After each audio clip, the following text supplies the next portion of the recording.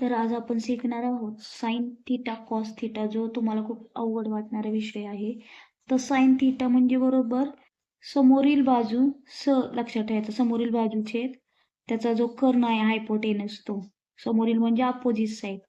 तर A B हा opposite side आहे आणि त्याचा कर्ण ए सी आहे म्हणजे हायपोटेनस साइड. तर त्याच्यामुळे आपण असं लिहू शकतो की अपोजिट साइड अपॉन हायपोटेनस, म्हणजेच समोरील बाजू छेद कर्ण. तर ती जी आहे ती याच्या आपण पाहिले तर समोरील बाजू बरोबर त्याच्या समोरील बाजू ए बी आणि छेदातला जो आहे तो कर्ण ए सी. तर आपण असं लिहू शकतो की ए बी छेद ए सी.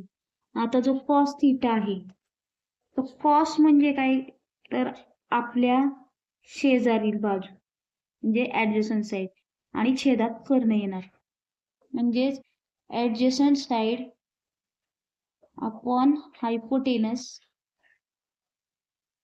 म्हणजेच लगतची बाजू म्हणतो आपण, लगतची बाजू छेद कर्ण.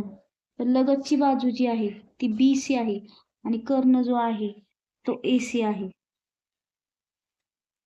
बी सी छेद ए सी. आणि जर टॅन थीटा काढायचा तर तो कर्ण म्हणजे हायपोटेनसचा काहीच संबंध येत नाही. ए बी छेद बी सी म्हणजे समोरील बाजू छेद लगतची बाजू, म्हणजे अपोजिट साइड छेद ऍडजसंट साइड, म्हणजेच समोरील बाजू छेद लगतची बाजू. याचाच अर्थ ए बी छेद बी सी.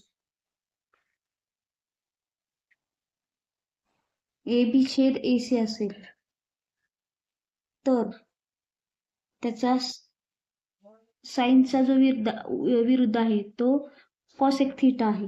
आणि कॉसेक थीटा मग असा येतो की ए सी कर्ण वर येतो आणि छेदात जो आहे तो त्याची समोरील बाजू येते. तेच कॉस थीटाच्या बाबतीत जो बी सी छेद ए सी आहे म्हणजे लगतची बाजू छेद कर्ण आहे, तर त्याचं सेक थीटा त्याच्या उलटा येतो. सेक थीटाला उलटा येतो म्हणजे तो कर्ण वर येतो आणि लगतची बाजू शेजारी येते.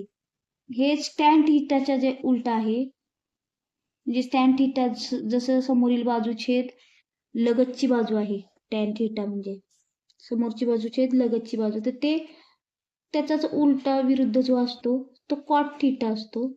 तर तो असतो लगतची बाजू वर येते आणि अपोजिट म्हणजे समोरची बाजू खाली येते. तर हे खूप सोप्या पद्धतीने तुम्ही लिहू शकता.